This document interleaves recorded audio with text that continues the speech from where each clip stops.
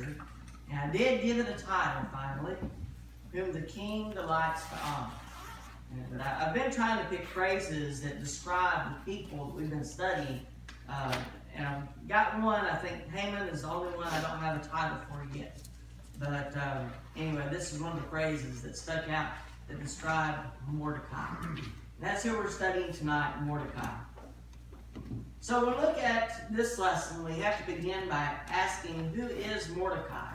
And I will say, by the way, for those of you doing the scripture reading, I don't pick out verses that have names in them on purpose. I don't really think that. I apologize for pushing that. You did good. You did fine. But it just seems that 2 weeks in a row, he don't do that. It's a ball. But anyway, who is Mordecai? If you will, turn in your Bibles to the book of Esther. And we're going to begin at chapter 2 and verse 5. Chapter 2, verse 5. In Shushan the citadel there was a certain Jew whose name was Mordecai, the son of Jair, the son of Shimei, the son of Kish, a Benjamite. And that doesn't really tell us a whole lot. It tells us a little bit about his family background. And if we dig a little deeper, we might find some things in the people. But most of the time we really don't know. We do know that he's from the tribe of Benjamin. That we're familiar with. But we do find out a little bit more about his background as we get into verses 6 and 7 of Esther chapter 2. It says in verse 6 that Kish had been carried away from Jerusalem with the captives who had been captured with Jeconiah, king of Judah, whom Nebuchadnezzar, the king of Babylon, had carried away. And Mordecai had brought up Hadassah, that is, Esther, his uncle's daughter, for she had neither father nor mother. The young woman was lovely and beautiful. When her father and mother died, Mordecai took her as his own daughter. So we do find a little bit about Mordecai here, and a little bit more about his character. You see, Esther was basically an orphan. Her mother and father were no longer with her. She had no one, and so he took her in. That takes a great deal of courage, but he was very much a father to her. And we find that as we go through the book of Esther and find the way that he dealt with her in different situations. He was very much her guide. She looked to him, she looked up to him, and he was her father in every sense of the term, other than blood. Our lesson's focus tonight is going to be looking at the events of Esther through the eyes of Mordecai. And I like doing this. I like looking at different people and studying something through their eyes. This is what they are dealing with. This is how they handle the situation. And I think it helps us to understand them a little bit better. But tonight we're going to look at Esther and how she became queen. We're going to look at Mordecai's noble deed. And we're also going to look at how they together, Esther and Mordecai, saved the Jewish people. We're going to begin with Esther becoming queen. Esther chapter 2, beginning with verse 8. And we'll read through verse 16. Some of these passages are a little lengthy. They do help us to have a better understanding of what's going on. Esther 2, beginning with verse 8. So it was when the king's command and decree were heard, and when many young women were gathered at Shushan the citadel, under the custody of Hegai, that Esther also was taken to the king's palace, into the care of Hegai, the custodian of the women. Now the young woman pleased him, and she obtained his favor. So he readily gave beauty preparations to her, besides her allowance. Then 7 choice maidservants were provided for her from the king's palace. And he moved her and her maidservants to the best place in the house of the women. Esther had not revealed her people or family, for Mordecai had charged her not to reveal it. And every day Mordecai paced in front of the court of the women's quarters to learn of Esther's welfare and what was happening to her. Each young woman's turn came to go in to King Ahasuerus after she had completed 12 months' preparation, according to the regulations for the women. For thus were the days of their preparation apportioned: 6 months with oil of myrrh, and 6 months with perfumes and preparations for beautifying women. Thus prepared, each young woman went to the king, and she was given whatever she desired to take with her from the women's quarters to the king's palace. In the evening she went, and in the morning she returned to the second house of the women, to the custody of Shashgaz, the king's eunuch who kept the concubines. She would not go in to the king again unless the king delighted in her and called for her by name. Now, when the turn came for Esther, the daughter of Abihail, the uncle of Mordecai, who had taken her as his daughter, to go into the king, she requested nothing but what Hegai, the king's eunuch, the custodian of the women, advised. And Esther obtained favor in the sight of all who saw her. So Esther was taken to King Ahasuerus into his royal palace in the 10th month, which is the month of Tebeth, in the 7th year of his reign. I don't know if I've mentioned this yet, but whenever we look at these verses, I always think of The Bachelorette or something like that. I've never seen it, but it's very similar, it seems like to me. But these women would prepare to go in before the king, and the king would choose who he delighted in. And in all of this, we see something about Mordecai here in verses 10 and 11. Esther had not revealed her people or family, for Mordecai had charged her not to reveal it. And every day, Mordecai paced in front of the court of the women's quarters to learn of Esther's welfare and what was happening to her. So, at Mordecai's bidding here, he has encouraged her, don't tell who your family is. And she did not reveal her family background for that reason. But another thing that we notice here is what's in verse 11. I think we find a great deal about how Mordecai felt about Esther here in this verse. Because here he is pacing in front of the gates, waiting to see what is happening to her.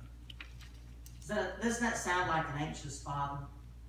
You know, waiting to find out what's happening with his daughter. Mordecai was very much like a father to her. And we find that in all of these events that Esther found favor in King Ahasuerus' sight and became Vashti's successor. She became the next queen. And it's not the end of the story by any means. There's so much more that we find about Esther. But our focus tonight is on Mordecai. And I want to focus a little bit on something that Mordecai did that made a great difference in how the king looked at him. In Esther chapter 2, beginning with verse 21 and reading through verse 23, it says this about Mordecai. In those days, while Mordecai sat within the king's gate, 2 of the king's eunuchs, Bigthan and Teresh, doorkeepers, became furious and sought to lay hands on King Ahasuerus. So the matter became known to Mordecai, who told Queen Esther, and Esther informed the king in Mordecai's name. And when an inquiry was made into the matter, it was confirmed, and both were hanged on a gallows. And it was written in the book of the Chronicles in the presence of the king. This warning that happened here in Esther chapter 2 is brought up a second time in the book of Esther. The next passage we're going to read is from chapter 6. And this follows the first banquet and Haman's plan to have Mordecai killed. But in Esther chapter 6, verses 1 through 11, it says this. That night the king could not sleep. So one was commanded to bring the book of the records of the Chronicles. And they were read before the king. And it was found written that Mordecai had told of Bigthan and Teresh, 2 of the king's eunuchs, the doorkeepers who had sought to lay hands on King Ahasuerus. Then the king said, "What honor or dignity has been bestowed on Mordecai for this?" And the king's servants who attended him said, "Nothing has been done for him." So the king said, "Who is in the court?" Now Haman had just entered the outer court of the king's palace to suggest that the king hang Mordecai on the gallows that he had prepared for him. The king's servants said to him, "Haman is there, standing in the court." And the king said, "Let him come in." So Haman came in, and the king asked him, "What shall be done for the man whom the king delights to honor?" Now Haman thought in his heart, "Whom would the king delight to honor more than me?" I can just see him thinking that.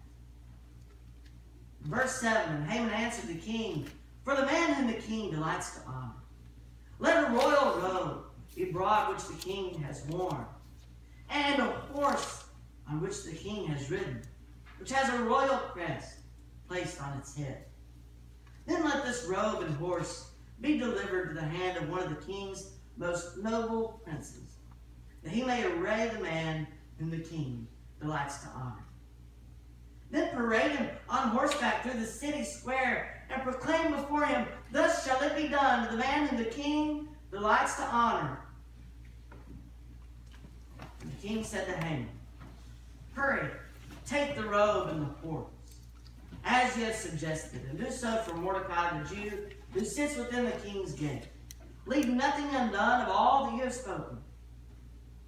So Haman took the robe and the horse, arrayed Mordecai, and led him on horseback through the city square, proclaiming before him, "Thus shall it be done to the man whom the king delights to honor."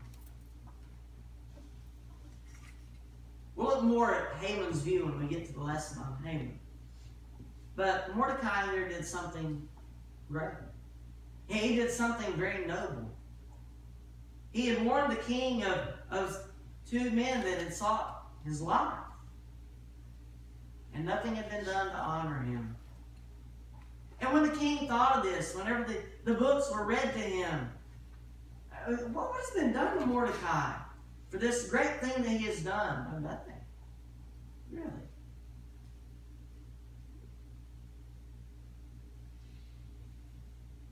Following the events of Esther 6 that we just read, it is predicted by Haman's wife that if Mordecai is of Jewish descent, he will not prevail against him.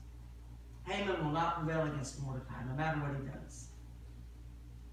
We find that in verse 13 of Esther 6. When we look at Mordecai, we see that he was a very good man. And he was worthy of honor. He was worthy of the honor that he received at the king's command. And we see that there's another plot here.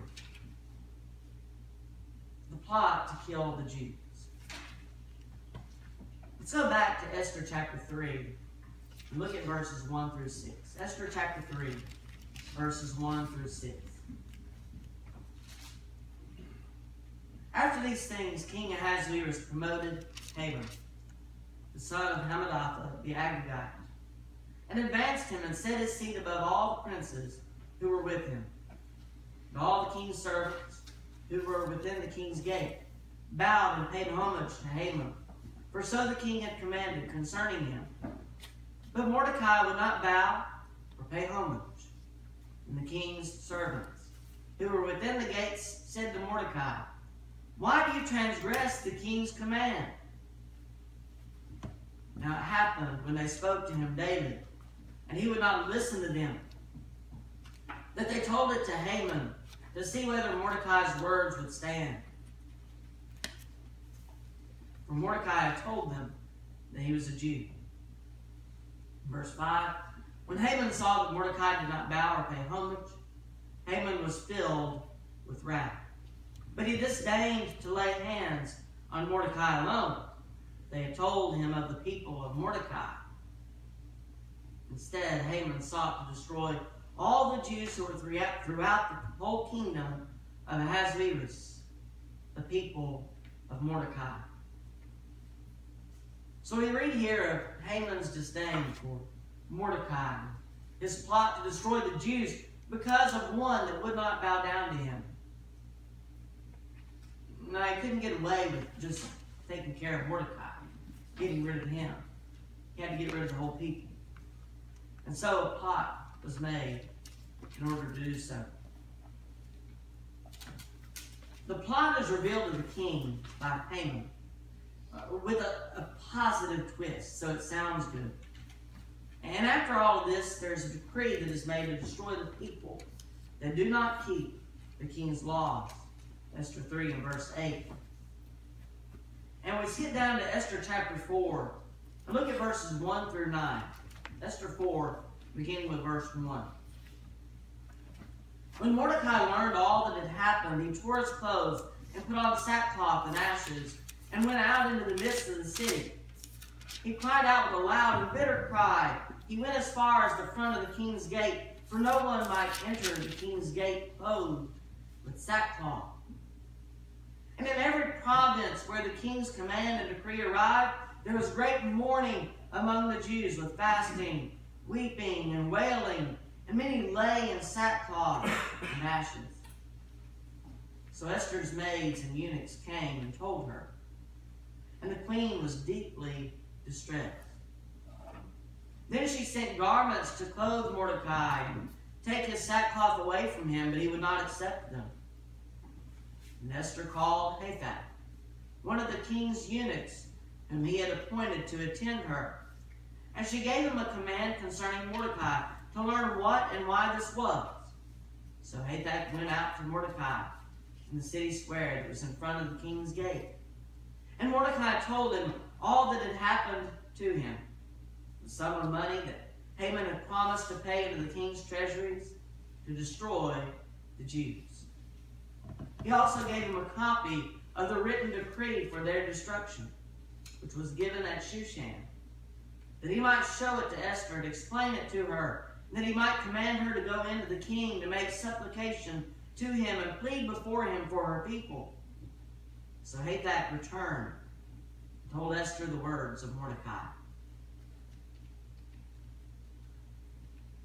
Mordecai encouraged Esther to go before the king. And he warned her that she would not escape the destruction of her people. She would be included in it. Even being queen, she was reluctant to go before the king, and rightfully so. If she were to go before the king and he didn't want to see her, he didn't hold out his scepter to her, she was gone. She would be dead. But Mordecai convinced her to go to the king. And so she did. Esther chapter 4, beginning with verse 10. Then Esther spoke to Hathach and gave him a command for Mordecai. All the king's servants and the people of the king's provinces know that any man or woman who goes into the inner court of the king, who has not been called, he has but one law, put all to death, except the one to whom the king holds out the golden scepter, that he may live. And I myself have not been called to go into the king these 30 days. So they told Mordecai Esther's words. And Mordecai told them to answer Esther, do not think in your heart that you will escape the king's palace, in the king's palace, any more than all the other Jews. For if you remain completely silent at this time, relief and deliverance will arise for the Jews from another place. But you and your father's house will perish. Yet who knows whether you have come to the kingdom for such a time as this? I believe Mordecai's faith here is in God, because he says that the relief for the Jews will come from some other place, but she would be destroyed. I think he's saying here that God will provide for his people some way or another. But who knows if you had come to the kingdom for such a time as this. Verse 15, that Esther told them to reply to Mordecai, go, gather all the Jews who are present in Shushan and fast for me. Neither eat nor drink for 3 days, night or day. My maids and I will fast likewise. And so I will go to the king, which is against the law. And if I perish, I perish. So Mordecai went his way and did according to all that Esther commanded him. Sometimes courage needs a little push in the right direction. I think that's exactly what Esther needed. A push in the right direction to show her courage. And she was courageous in going before the king in the way that she did. Following the final banquet, when Haman's plot was revealed to the king as an actual plot against the Jewish people, including Queen Esther and Mordecai, Esther and Mordecai are given power to write a new decree to counteract the old one. We read this in Esther chapter 8, verses 1 and 2.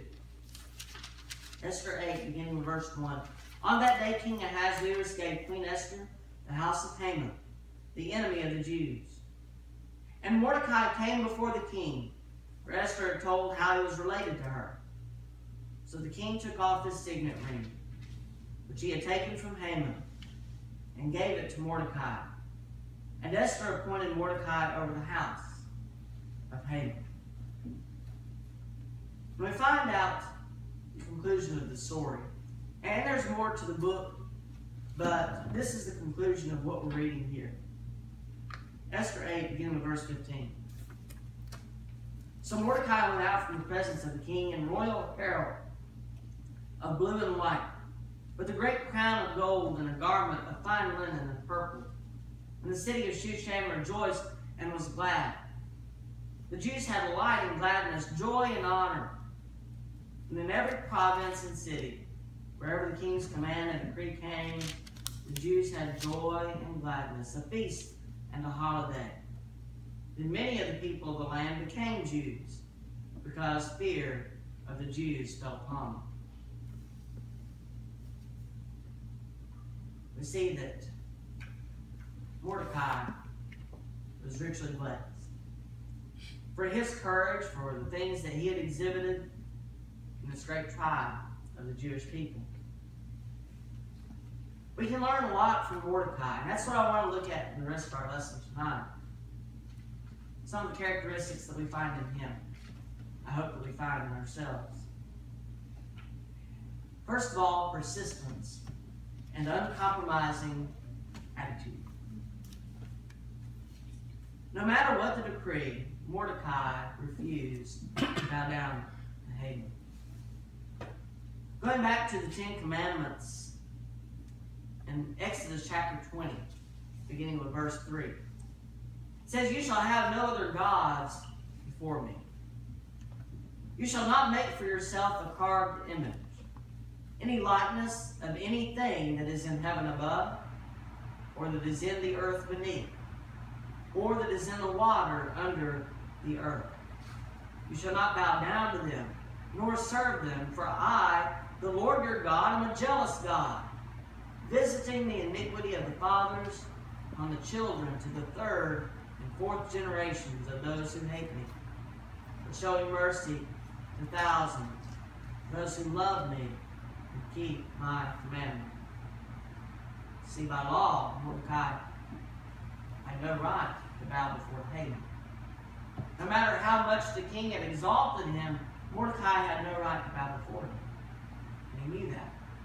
And he refused to break the Lord's law. We also should refuse to bow down to anyone on this earth. You know, even when it came to the apostles, whenever someone would bow down before them, they would tell them quickly, "No, this is not right."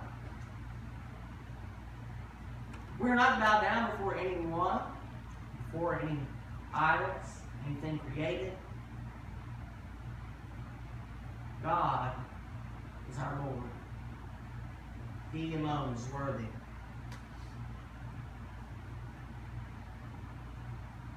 And as we look at Mordecai, we see his good deeds. When we look at his good deeds, we also see that he was rewarded. And though we may not be rewarded right away, ultimately we have eternity with God to look forward to. No matter how bad things get in life, no matter how difficult the way seems to be, there's always something better awaiting you. Heaven. God's promised it to us. In Revelation chapter 21, beginning with verse 1, it says, "Now I saw a new heaven and a new earth, for the first heaven and the first earth had passed away. Also there was no more sea. And I, John, saw the holy city, New Jerusalem, coming down out of heaven from God, prepared as a bride adorned for her husband. And I heard a loud voice from heaven saying, Behold, the tabernacle of God is with men, and he will dwell with them, and they shall be his people. God himself will be with them, and be their God. And God will wipe away every tear from their eyes. There shall be no more death, nor sorrow, nor crying. There shall be no more pain, for the former things have passed away." And so much greater than anything we can imagine on earth. We can imagine the very best of this life, and it would not compare to heaven. Yes, we have something much greater that awaits us at the end of this life, if we are to remain faithful. And also, as we look at Mordecai, we see that because of his courage, in the face of danger, the Jews were saved. Should we be as persistent as he was, souls can be saved in our generation. It is our duty as Christians to sound the warning that judgment is coming. In Acts chapter 14, verses 21 and 22, speaking of Paul and Barnabas here, it says that when they had preached the gospel to that city and made many disciples, they returned to Lystra, Iconium, and Antioch, strengthening the souls of the disciples, exhorting them to continue in the faith, and saying, "We must, through many tribulations, enter the kingdom of God." Again, we're not promised that this life is going to be easy as a Christian. There are many things that we face, many storms, many trials. But it is through all these things that strengthens our faith. And it is through these things that we enter the kingdom of God. We're told as Christians to go into all the world, preaching the gospel to every creature, baptizing them in the name of the Father, the Son, and the Holy Spirit, teaching them to observe all things that he has commanded us. Through all the things that we may face as Christians, as servants, as preachers, going before the world, we preach the message of God to the world.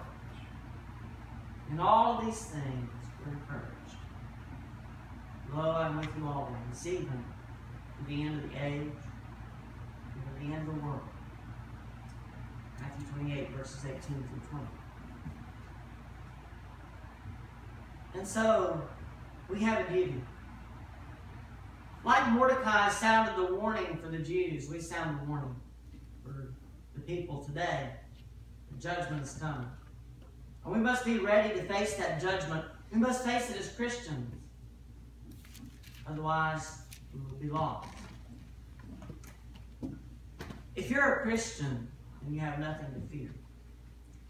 If you've been obedient to the plan of salvation, you have nothing to worry about. If you are faithful. We know what we're told to do in the Scriptures. By faith, we confess that faith. Repent, we're baptized for the remission of our sins. We continue in the doctrine of God. The doctrine given by the apostles. We can continue in God's Word. Continue serving Him. And if we remain faithful, a wonderful place awaits us. I think the best thing about it is being in the presence of God. Not necessarily the riches, but just being in His presence. It's going to be a wonderful blessing. and something we don't want to miss. Are you faithful? Are you a Christian? Or is something in your life amiss tonight? If your heart is not right with God, then don't wait until it's too late. We offer the invitation so that you may come. If there's any way that we can help you. Together we stand as we sing. There's a fountain great for you.